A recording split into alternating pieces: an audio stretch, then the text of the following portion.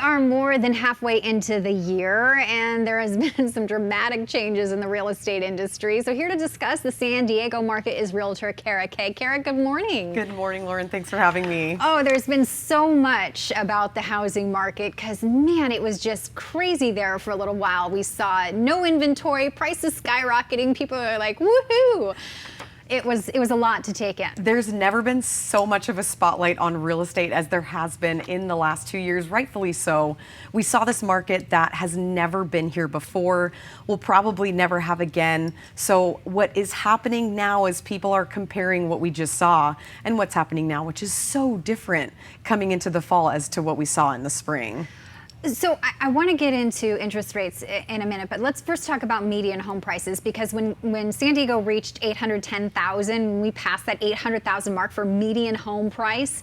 That was a pretty big shocker for a lot of people. It was huge, and the highest it was in May of this year at 855,000. Right now we're at 810,000. So we are decelerating, that's for sure. But a year ago we were at 750,000. So year over year we're still at an 8% increase. In a normal market it's 3 to 4%. Yeah. So we sustained a 3 to 4% for about 7 years, which is what I'm hoping to get back to. And I remember everyone saying, I wish it was a normal market. And that's what we're seeing right now, where you can get really creative in different down payments. You don't have to have 20%. You could do 5% and get into the market right now. There's a lot of hope. So how is that when we look at the bubble bursting, which a lot of people talk about? They're like, oh, I think this is going to be another bubble that's going to burst. When we look at that, a lot of is when you talk about putting 20% down versus some other creative options. Could we possibly see a bubble burst, or do you think we're in a totally different situation, so it's unfair to compare? It's a great question. It's what everyone wants to know, and I want to compare it to when you want to believe something so badly, you start looking at statistics and you start picking and choosing what's going to support your case.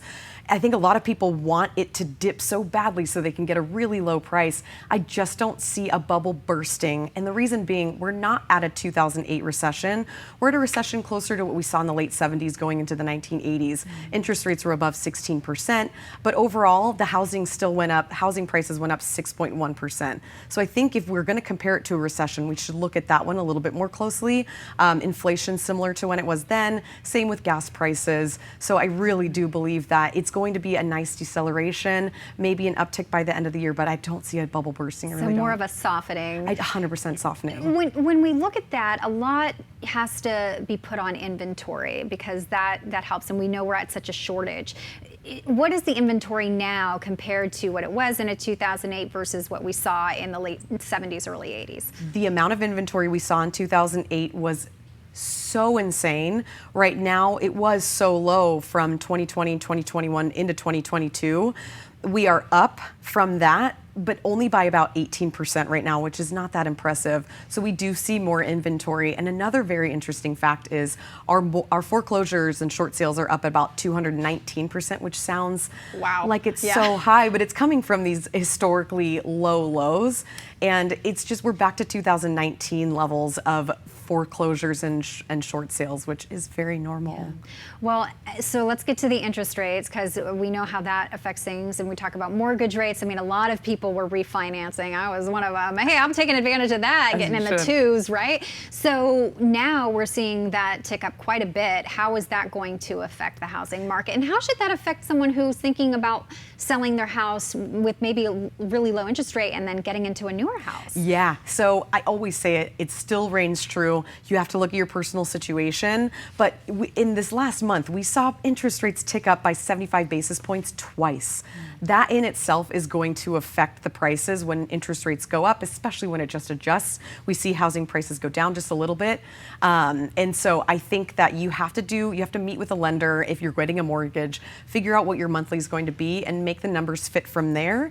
And then if you can find a house that fits that purchase price, go for it. And especially right now, if you're planning on being in the house for 7 to 10 years, you can write out whatever might potentially happen. Maybe we're seeing investors slow down just a little bit, but I truly don't see a bubble majorly bursting, regardless of what interest rates do, which they're projected to continue to rise. So I know you get asked this question a lot. Is it a buyer's market or a seller's market? The fun part right now is it feels like it's both. It feels like we're back to being creative on the buyer side. If you have a contingent offer and you want to see if that'll work, go ahead and do it. You don't necessarily have to write your love letter or put cash down. You can do whatever is more comfortable to you. In a seller's market, it's still a really great time to sell if you're able to do so, because pricing is still historically high.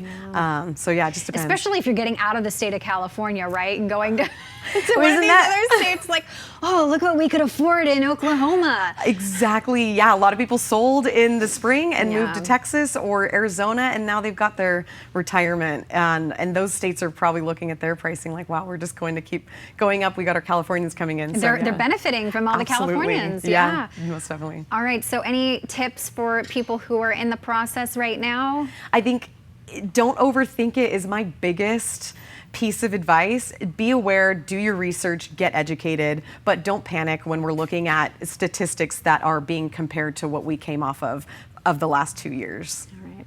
Kara Kay, how can people get in touch with you? You can find me on social media at It's Kara Kay, or my phone number is 760-845-7867. Such a realtor giving out their personal cell phone. My best friend's a realtor. I get it. You have to, no matter what. Kara, thanks so much.